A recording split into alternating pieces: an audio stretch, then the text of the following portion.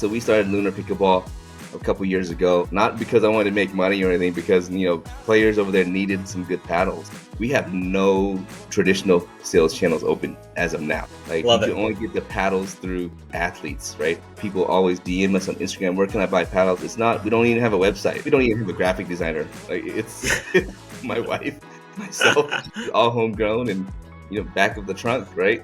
So now we have over 100 players on our roster. That's awesome. So,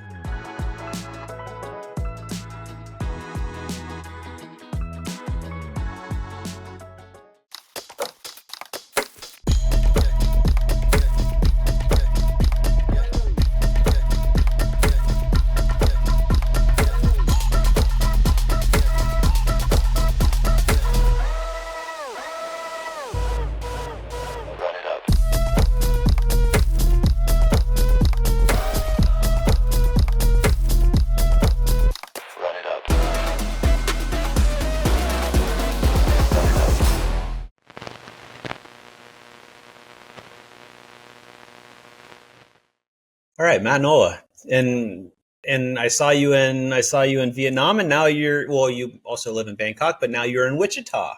So Wichita, one, Jesus. welcome to Behind the Paddle. This is just a podcast where we dig into people's stories that are doing cool things in pickleball and trying to figure out what brought them to this world of pickleball and what they're doing and kind of what your aspirations are within the sport. So one, thank you for taking the time to be on. I really appreciate it. And two, let's Wichita, Vietnam, Bangkok. What led you to all those different places? First of all, thanks for having me, Rob. Appreciate you.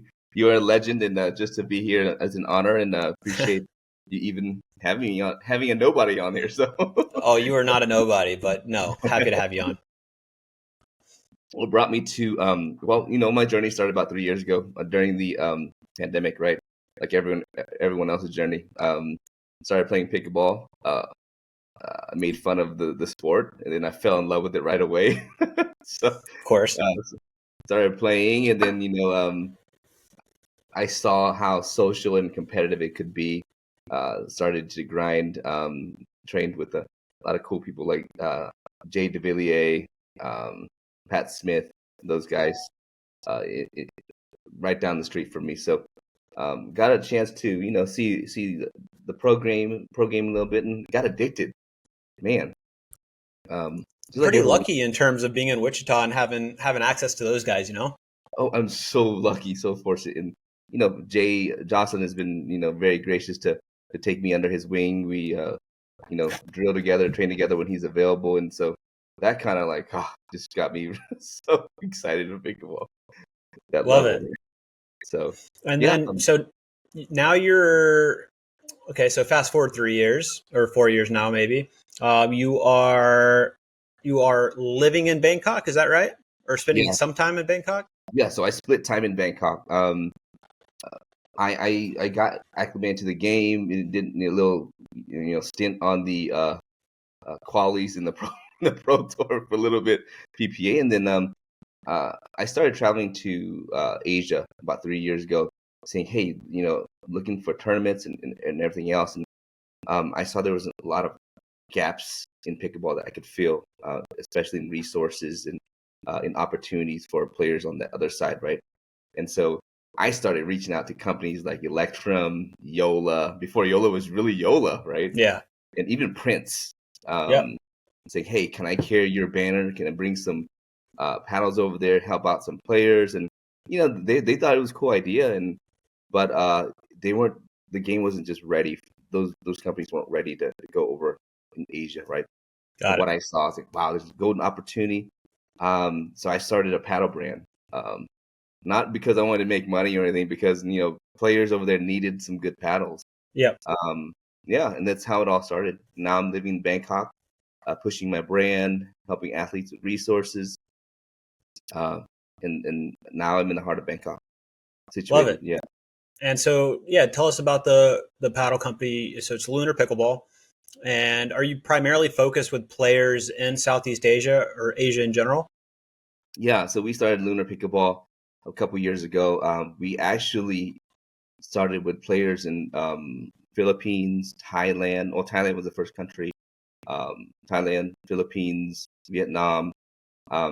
But we have actually two players that were formerly with Lunar that we contracted. We were contracted PPA players, Ling Wei Kong, Maddie Schulte, Hmm. and shout out to Pat Yep. Smith, who's helped Pat and Jay, who's helped me, like, you know, not really design, but gave me some good feedback on the paddle and was Yeah. able to help me, in that space. So yeah, now we have over 100 players on our roster. That's So awesome. yeah, got like And 15 are different. you selling mostly to the Asian market, or are you selling in the US as well? Every market, but the crazy thing is, my focus was not really to sell paddles, right? It's really to provide athletes with resources. So we have no traditional sales channels open as of now. Like, you Love can it. only get the paddles through athletes, right? Athletes get support from the paddles, and people always DM us on Instagram. Where can I buy paddles? It's not. We don't even have a website. So I love it.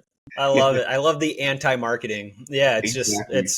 it's truly just give paddles to players, let them.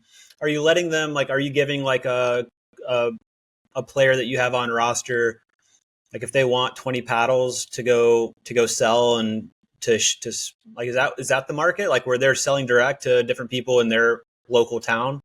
Correct. Yeah, like, like Leander Lazaro, and he's our one of our star players, and he's a distributor also. So we give him. He orders 50, 60, 100, 200 paddles at a time. Just Got sells it. it in the Philippines, right? Got it. And Um, is that good for you guys, because you are like, is Leander, for example, is he buying them wholesale from you and then selling them at retail, or or are you, giving the paddles on, like, call it consignment, and then, you know, you know he's getting paid once he sells them? whatever option is easiest for our players. So both. Sure. He's done both. So, and Got we it. don't even have a graphic designer. Like, it's my wife, myself. Not really Oh, a I true love graphic it. designer. Yeah, just all homegrown and back of the trunk, right? So, Yep. but we are. I wouldn't say getting serious. We are. We're going to open up our sales channels and really get serious into um, selling, and because there's a huge demand for our paddles. So Yeah. Well, I love the start of it. You create demand like that, right? It's like, oh, you can't get this paddle anywhere. Like, oh, I've got to go find Leander. Good God. Like, you know, yeah, it creates a good buzz. I love that approach. So big props on that. And then, yeah, it's going to make opening the sales channel much easier when there's already some demand there. huge demand. Like, shout out to like Happy Hub, who we just recently partnered with in Vietnam. They're the biggest. Well, they're the most popular pickleball club in Vietnam, in Ho Chi Minh City, and all of Vietnam actually. And they're going to be partnering us with paddles. They're connected to the KOL scene, which is the celebrity scene. I'm Mm, excited for that partnership. They're going to help us with the marketing arm too, so get love things it. rolling. Yeah, that's awesome. And you mentioned, the focus is on getting resources to players. Outside of the paddles, is there anything else that you're providing the players with, or, in terms of resources? Yeah, literally, we try. We want. My goal was to build a culture to support players uh, with their paddles and equipment and gear, right? And I'm finding it more of a challenge each day because we have new paddle companies coming in with Yeah, more resources that will pay players like salary, right? I'm sure. looking at maybe $1,000 to $2,000 a month for players over there, which is great for us. Yeah, And I'm dealing with, hey, some of our players leaving and coming and going. yeah, We've had Armand leave us, but yeah, he's done great. And my our mantra is like next man up, right? I yep, don't want to keep our players confined. I mean, if they find a different company that's successful and that helps yeah. them and supports them more, then I want them to be there, right? Love it. So Yeah, and that's how it yeah, should be. It's right. yeah, It's like, you don't need to get pissed on a player leaving when they're, you basically gave them a platform to find that. So I think it's cool. yeah, absolutely. I mean, Armand is flourishing. Then we have, you know, Leander could possibly leave us, and then Yeah, even some of our star players. And it hurts at first because I treat them as family, but you know, it's too early in the game to lock anyone down to Yeah. to hold No, I anyone back, agree. right? So, Yeah. So why Bangkok? What took you to Bangkok of all oh, places? Bangkok, paradise. I've been traveling. Man, if you don't know about Thailand, then you need to know. And I think Rob, you've had a glimpse of what life is like over there. Yeah. I would say Bangkok is like New York City on steroids, but the nicer type of New York City, right? I've never Yeah. experienced a culture like Thailand, like Thai people, anywhere in the world, and I'm pretty well traveled. I'm not like ethnically Thai. I'm Lao, Viet, and Chinese, but Yeah. Thailand has just been very dear to my heart because of the culture, the people, very Yeah. inviting, accepting, warm, right? What was your experience like in Thailand? Absolutely the same. Like Hmm. this was probably 2000, what must have been 2015 probably. Hmm. I had just started an advertising business, fully remote, fully online, with a guy from Minneapolis that I became good friends with. So we became Hmm. business partners, and at the time, it was just like we could do this anywhere. You know, we're call it. I don't know how old I was at the time, 29 or something. I was like, let's go to Thailand.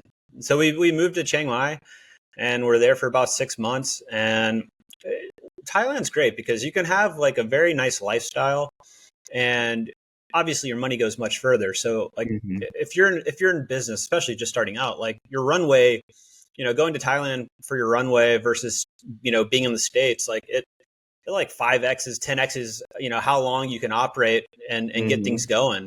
So in terms of starting business, it's like no brainer in terms of being a good place where you can keep costs low and like really Hmm. invest in the business and spend time there. And the culture in terms of even like expats there is huge. Like there's so many people there that like it's great community in terms of people like minded doing the same things. But you're absolutely right. Like one of the, like some of my fondest memories, um, in Chiang Mai, for example, is going to this little cafe in the morning called Smoothie Blues, Hmm. and like becoming friends with the servers and the staff there and the owner, and it's like just such kind, happy, like just genuinely nice people. Like Hmm. not even trying to get anything out of you, right? Like half the time they're Right, like, right. "Oh, just thank you for coming, enjoy the breakfast on us." And I'm like, what? Like, but just nice people, and I couldn't agree more. Like that's some of my best memories in terms of just culturally speaking, being in a different country, like Mhm. not knowing the language, just so kind. Yeah, no, I totally agree. Like, Randy Coleman and I, we've left he's in Chiang Mai, and we've left our phones out in public or on our motorbike. Come back to 5 hours later, still there. Like, I don't know any other country that we could do that. No, Like, no, there'll be somebody that'll grab that thing. right? Yeah. Yeah, no, there's so many stories like that. It's a special place for sure. And you also mentioned to me that you're building a facility in Bangkok. Tell me more about that. Yeah, we're 20 million people, and there's probably a handful of good pickleball courts. And I know the situation is changing, but in Wichita alone, we have probably over 150 courts with 600,000 people. And compare that to Bangkok, it's like Bangkok is Yep. a little slower in building and uh, infrastructure for pickleball. And I think this is where there's a good opportunity for people like me and anyone else that want to really get into pickleball. Is, hey, if we can build infrastructure, build pickleball courts, premium pickleball courts, then we can get a lot more people playing, right? Because there should be a lot more people playing in that side of the world. Not enough, maybe 1,000 players Yeah, in all of Thailand. 100%. So, And I think that's it's a little bit of the issue. And I think we've talked about it before. Is like you have participation, but you have participation at like gyms, hardwood floors, badminton courts. In the hmm. case of Asia, a lot of the times, Hmm. um, which is like it's great to get people playing, but there's nothing like playing on a real permanent court in a nice facility for the first time. Hmm. It feels different. It's like this is a real sport. It's got its own court. It's like I think once people experience that, let's call it like somebody that's been interested in like, oh, at the local community center in Asia or Europe, like, oh, I'd try pickleball. Let's go out like versus like doing that versus playing on a real court. I think is a big difference. And I think it's scary, it's risky at the beginning because, there might not be an incredible demand for it necessarily right away.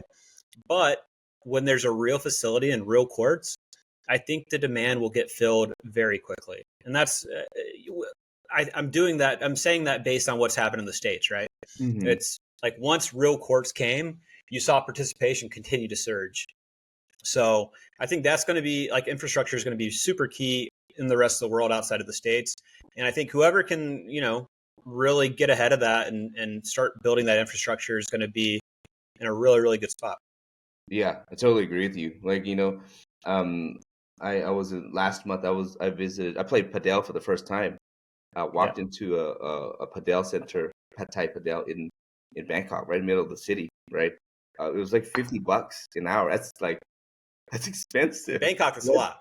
that's sad for that side of the world. But I was happy to pay it because I walk in and say, wow, premium facility. The staff was nice, sweet. The bathrooms were nice. It's like, wow, okay. Yeah. I'm not complaining at all, right? And if I can Yeah. get that in a pickleball facility, which I have not seen yet in Thailand, I'd be glad to pay for it, right? Yeah. So Were the Padel courts pretty full? it's packed. Yeah. There Yeah. was like I had to book a week in advance, and there's probably 1 hour, 2 hours a day that's open, right? So Yeah. Yeah. And I think the same is going to happen with pickle. And it's the same situation. I think I mentioned to you that I've got good buddies that run Pickle Bali down in Bali in Indonesia. And there's a bunch of Padel facilities that are constantly full, packed.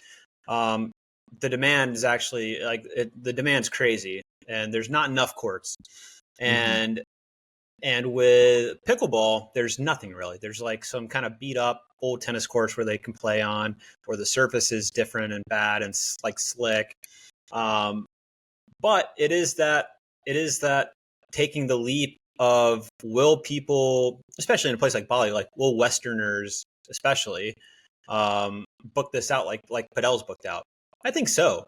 I think it's just not there, right? Like if it's there, you're going to see a ton of crossover between Padel and Pickle in the future. I think even here in Jacksonville, I've got a buddy Ryan Roach who operates literally a one court facility called the Rowdy Pickle, but it's like the coolest place. It's got like murals on the wall. It's like it's hip, it's young, it's trendy. Like they have like MLP style leagues that get like packed and people are drinking and it's fun.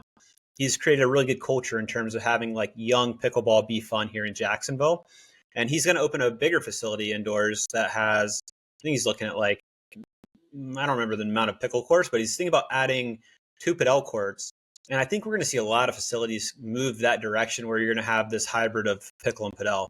Oh, absolutely. I mean, one of our partners in Wichita, Tap and Paddles, they have 12 premium courts, indoor courts just open, and they're like, huh, how do we fill it more, right? Yeah. Outside of just pickleball players. I said, hey, you have some land right here. Put in one paddle court, right? Yeah. You'll get a different crowd in here. So, You'll get a different crowd and mhm, like, yeah, do it as a test run, see how busy it gets. And I think it'll get booked. Like people love playing Padel. It's, I agree. no different than pickle. Pickles, I think infrastructure wise and cost wise, you probably know, you've probably looked at it since you're actually building facilities. But I'm like the assumption that I have is that um, pickleball courts are much cheaper to build. Hmm. Do you have actual numbers on that? Not off the top of my head. I mean, it's just a little bit more Yeah. expensive, and a little bit more requires a little bit more space, but Yeah. not. I think, Not crazy. yeah, Not a crazy difference. Yeah. correct, yeah, and especially in Asia, Interesting. right? It's gonna be a little bit Yeah. cheaper. So, Yeah, exactly. That's the beauty of building, of building pickleball in Asia is that, like we talked about, the runway, like dollar goes a lot further there than it does here. And what you can build over there, I remember you telling me the prices of the place you're building in Bangkok, which is going to be a premium, like mhm. ultra great experience type place. And I think the cost of building that in a, like you said, Bangkok's like a New York on steroids. You build that place in New York, I mean, we're talking probably 10x, like 5x, 10x, like an absurd like multiple. Yeah, absolutely. I mean, I was in a small town, population of about 10,000 people in Dien Bien, Vietnam. They built 6 courts, covered the works, right? $50,000, and I was like, wow, That's unbelievable. yeah. Hey, have you heard of the new Play More app? No, what is it? Basically, the Play More app is like a stress-free scheduling app for pickleballers. So I don't know, we've struggled a lot in group text trying to organize play. You'll set it up and somebody will just like the text. And I'm like, does that actually mean you're coming or not? Yeah, and it's like, you never know how many people you have, like what rating they are. It's kind of annoying. It can kind of just be a nightmare to try to organize groups because group texts are just not fun. So basically, the Play More app lets you send out invitations. You get an RSVP list. If somebody doesn't show, there's a wait list that will actually like put somebody right into. No way. Yeah, it's really cool. Dang, that's awesome. What's it called? It's called the Play More app. So you should download it at the App Store, or you can go to getplaymore.com if you want to look at it online. Are you planning on, I know we talked about like you're looking at maybe a spot in like a facility like one of the islands like Koh Samui or Chiang Mai or something. Like, are you looking to build out kind of a brand of facilities in Thailand? Yeah, you know what? Initially, we wanted to do the pro tour, but then we kind of pivoted to facilities. Now we wanted to, first we wanted to do like a 24 court to host a big tournaments. Now I think like Thailand is not ready for that yet. Asia's not ready yet. We need to get more people playing. So pockets of 4 to 6 courts in different areas of the city and also in the islands, especially. We have a lot of tourists, heavy traffic out there in Koh Samui, Phuket. They are building in Pattaya already. We want to get like, I've talked to like one of my good buddies, Marcel Chan in Happy Hub, and we want to do stuff out there. Love it. Get the beach vibe, and you're on vacation, but you're still playing pickleball, right? 100%. What is it? Is it going to be under the Lunar brand, or are you going to do a different name for it? A different name for it. Yeah, we have a whole. Do you have the name? We do. Our first one will be Papaya Pickleball Center, Papaya Pickleball Club. Love it. Papaya is like the staple of Thailand, right? Oh yeah. No, that's awesome. I love it. So Papaya Pickleball Club. When will the facility be ready in Bangkok? Probably break ground pretty soon here in March. I would say March. Okay. Yeah. March done? Yep, March done. Yeah. That's so fast. I can't wait. About to break ground and done in March. Love it. This is Asia. We build things overnight. So no breaks, no holidays for you guys. You did mention it's in an old soccer pitch, so it's going to be an indoor. So you're taking an old indoor soccer pitch, and converting that to 6 courts, you said? Yeah, so it's a covered soccer pitch. So indoors are not just covered? It's just covered. Got it. Yeah. The aircon is premium. I think we're going to test run this one. That's a good point.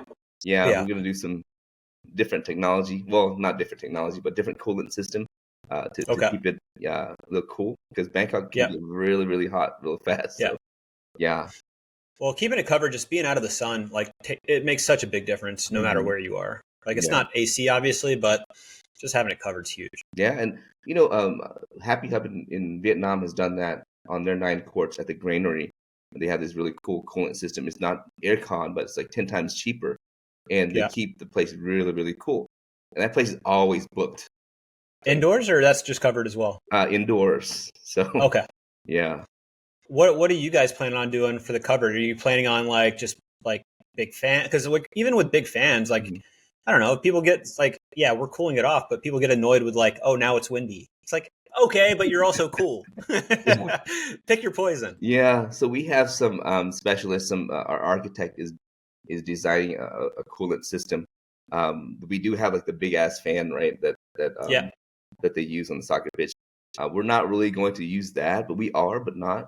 But they're designing a cooling system, an airflow system that's going to help really, really cool the place down. So they're very, very excited and committed to it. So that's important to us, right? So I'll be excited to come visit. Come out absolutely. There and I love Thailand. It's gonna happen. Outside of Bangkok, so we like we connected based on, well, one, Steve Kuhn connected us, and we chatted a little bit, and then you ran the tournament, the PWR tournament in Vietnam, which was, I'll just tell you, you and Andy did a phenomenal job. We had some challenges with weather, with a bunch of stuff, right? And you had a bunch of people to keep happy, from broadcast to organizers and a bunch of staff. So obviously you can't control the weather, but you guys communicated very well. You guys were on top of it. You guys were flexible, and you guys, I just can't say enough. You guys did a phenomenal job. So one, thanks for having me. And do you plan on hosting more events? Well, we were excited when we got the text that you were coming. So yeah. I appreciate you just committing to people that you haven't met yet. And it is our first tournament. Andy Dang and his crew, the TTC group, DJoy, did a very great job of being host. And it was my first tournament as a tournament director and a consultant.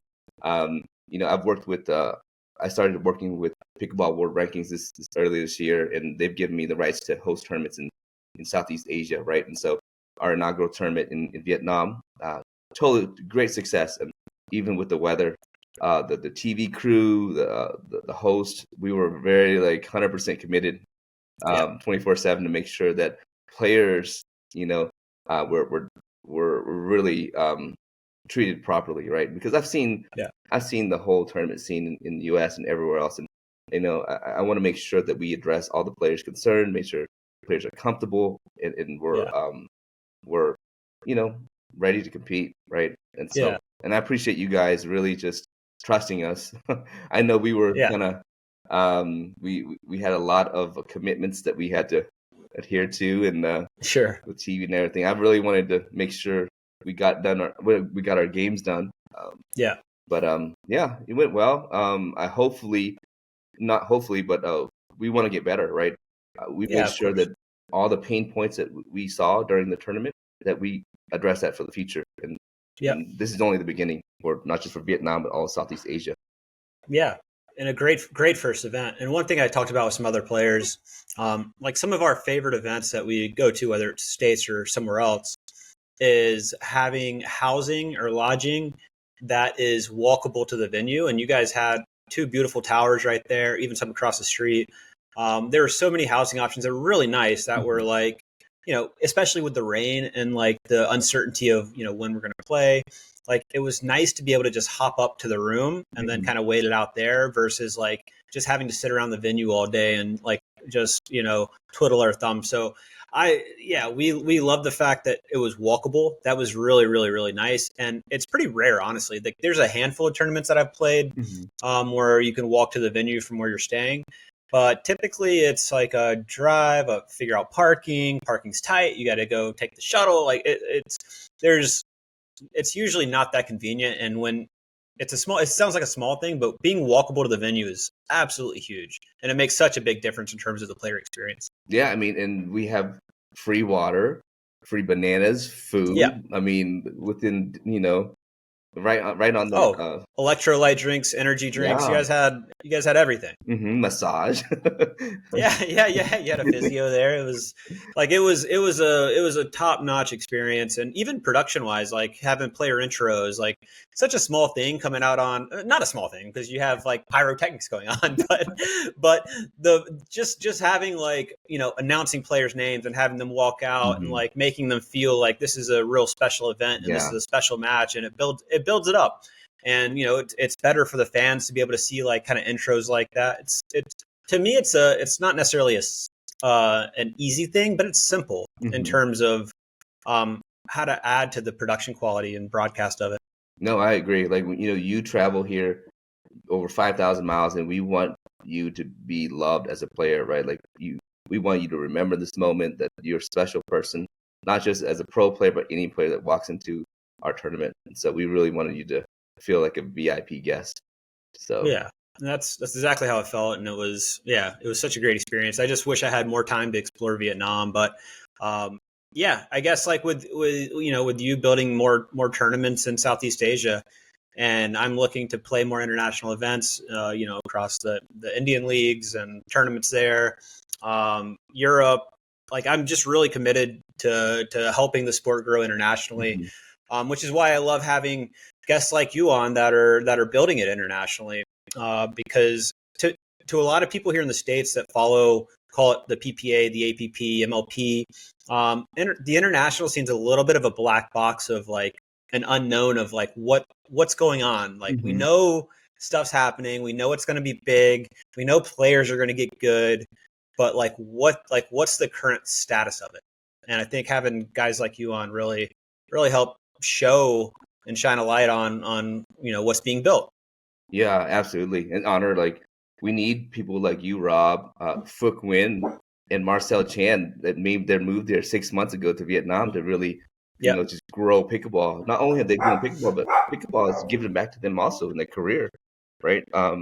Where like Phuc Nguyen, and just look at Phuc and Marcel, they are thriving out there, and we hope more people like that talent, your level, your experience too, Rob, to come out here and help global pickleball really take off. And we appreciate that too from this side of the world. So, no, absolutely.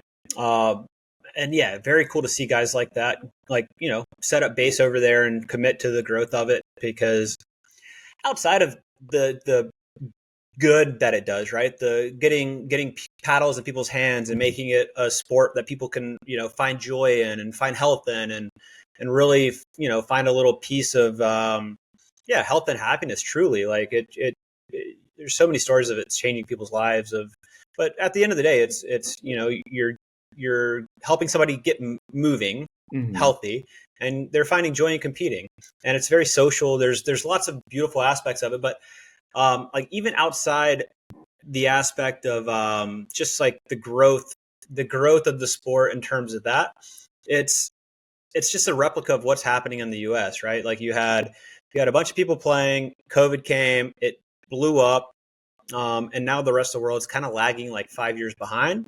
But the exact same thing that's happened in the US is going to happen internationally. It's just a matter of time. Like, there's no question to me. Oh, even the drama. Do we get even the drama? It's already happening. Drama? There's tour wars in India, tour wars in Vietnam now. Holy cow! It's you have the. I mean, we have almost a dead replica of what happened in the States and India happening. It's happening in Asia. It's it's like everybody's just vying for like to be the organization and to own the whole pie, versus like go a lot further together, guys. Like, you can team up, set differences aside, have a smaller piece of the pie, but go a lot faster, go a lot bigger. Like, there's a chance for, I would say, international organizations to team up and really create a better version of what is happening in the US with the UPA and APP. Like, if they would just learn the lesson of what's happened over here and just use that information internationally, it would solve a lot of problems. Yeah, I agree with you. Versus history repeating itself, Yeah, I think we have an opportunity still, but I don't know what else to say. There's just so much going on. It's egos, right? It's like it's the same thing that happened. It's just like, guys, set it aside. Yeah. I can understand like wanting different directions for the sport, like thinking like, oh, team's not good, you should go tournament, like that, like the thing that happened with like PPA MLP. But to just run like competing leagues and team events, it's like, okay, you guys understand like this product's great, but like, yeah, I don't know. When you want the same product to win, just work together. There's just not enough the skill level. There's not enough quality talent, right? There's quality people, but the talent level is not there to be, Yeah, 100%. Not yet, right? Like, like exclusivity at this point is. I mean, it's the reason I didn't go with PWR. It's the reason I went with global, is because I don't want to be locked into really anything. And it's the same thing with why I went, APP versus MLP PPA is I want the freedom to go international and play whatever I want and to help grow the sport and not be pigeonholed into this little box, even if I make, slightly more money in that box. So, yeah, but I do think what's happening in India is great for the players. It's going to be changing some lives in terms of, what kind of money is being offered in USD or the level of player that's going to be accepted into some of these leagues that are, I would say, at the very, very low end of the pro spectrum that are going to be making, thousands of dollars playing pickleball in this league where they've probably never made a dollar playing pickleball. So in terms of the players, I think it's going to be very attractive for new players to come in because they're going to be like, wow, that person's not very good. I can do that. And I think it will, like the silver lining of it is it's going to attract a lot of new talent.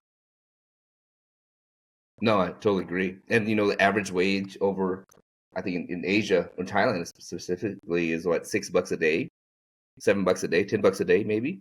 Yeah. And you're changing lives. And kudos to those tours, like, PWR, Global Sports, and everyone else that's really investing in pickleball over here. I mean, you're changing lives, but, we hope to make it more. It's got to be sustainable, though. Yeah, sustainable. I mean, that's the big question is, like, will there be a return on all of this, and that's been unproven in the US. Like we're talking a different level of investment and salaries and stuff over there.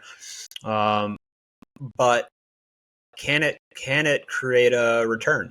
I mean, this is at the end of the day, you have to be able to provide value, in excess of what you're spending. So that's yet to be determined. No, I agree, and that's why there's a need for people like you and myself to socially grow this sport, right? While everyone else we're focusing on competition, we need to get paddles in every elementary school, in everyone's 100%. Hands. So love it. Yeah, no, we're on the exact same page. I think there's nothing, and pickleball. This goes back to like conversations I've had with Steve Kuhn a long time ago, and he's very aligned with this too, right? Like he loves the growth. Like he thinks pickleball truly will change lives, and he cares about the growth from like the 40 million by 2030 campaign, which I think we surpassed really well before 2030, which is a little mind blowing.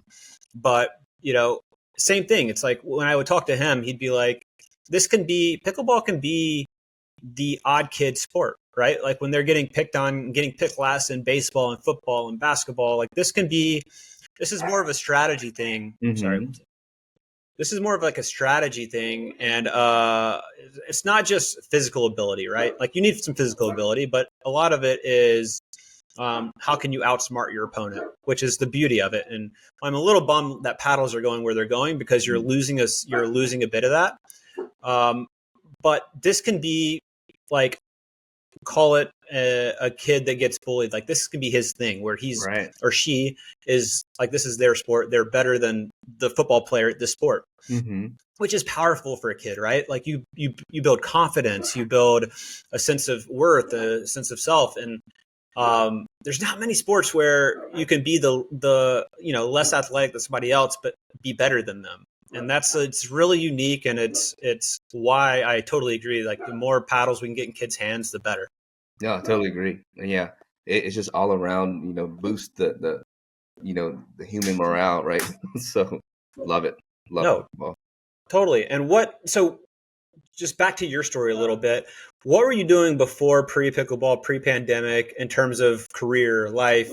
And what allowed you to make that switch into pickleball? And this is a question for maybe somebody that's listening that's like, man, I love pickleball. I'm very aligned with what these guys are talking about in terms of helping it grow.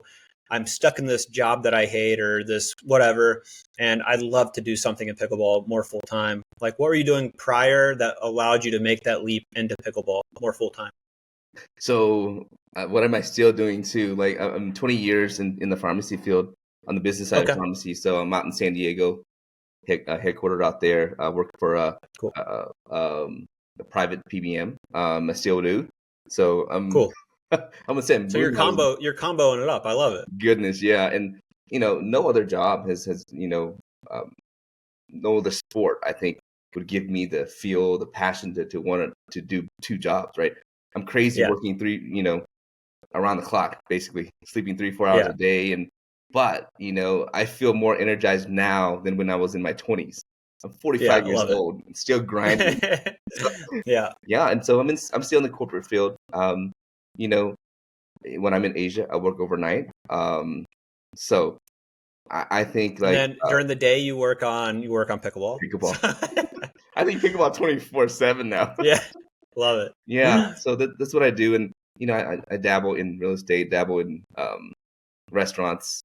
But pickleball has opened so much opportunities. Like, I've never met a variety of people. Like, I'm good friends with the vice president of the Memphis Grizzlies now. So because of pickleball, right? Rich so random.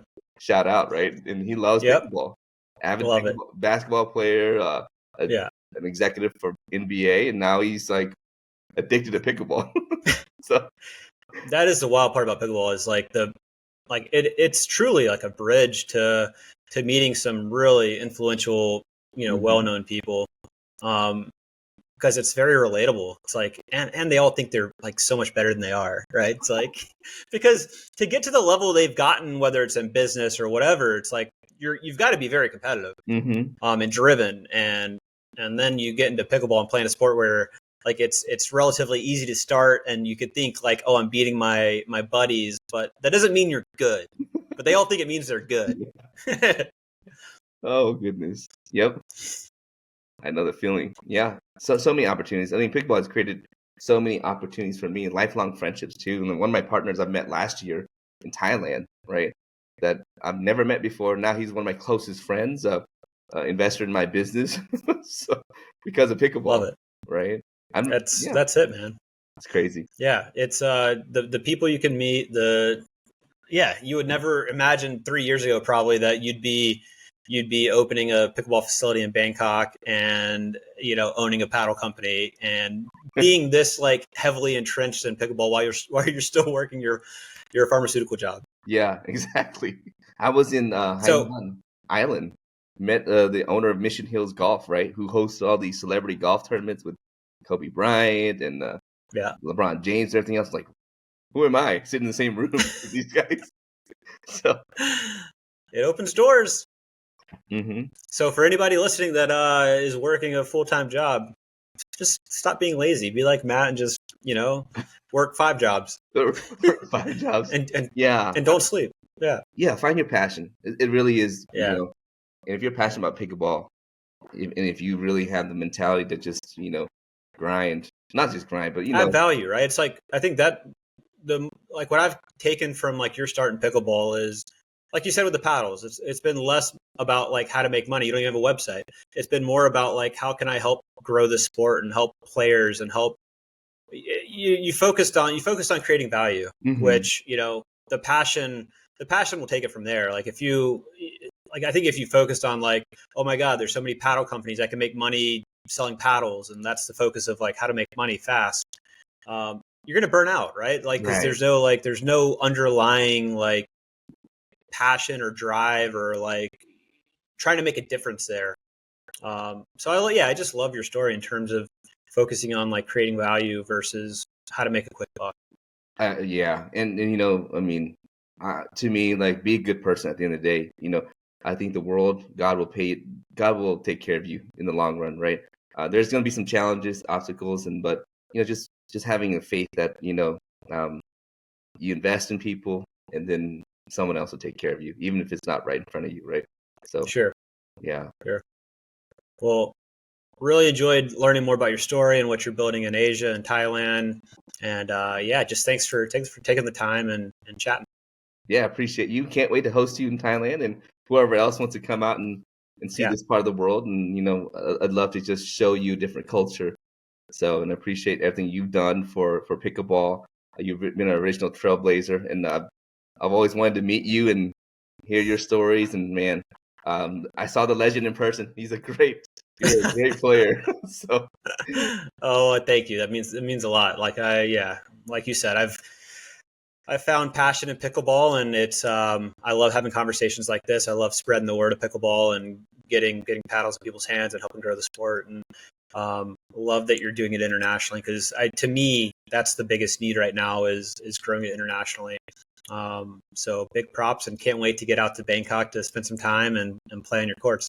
Yeah, awesome. Shout out to my son, Malachi, Judy, for just, believing in me, pushing me. No other people have done so much for me, like just trusting me. Dad's gone like 75% of the year, and so I hopefully this will be a legacy for him to not only for pickleball but just to do good in life, right? Love it. That's so cool. So cool. Shout out to Malachi. All right, thanks so much, Matt. I appreciate you, man, and look forward to seeing you in Bangkok soon. Okay, thank you so much.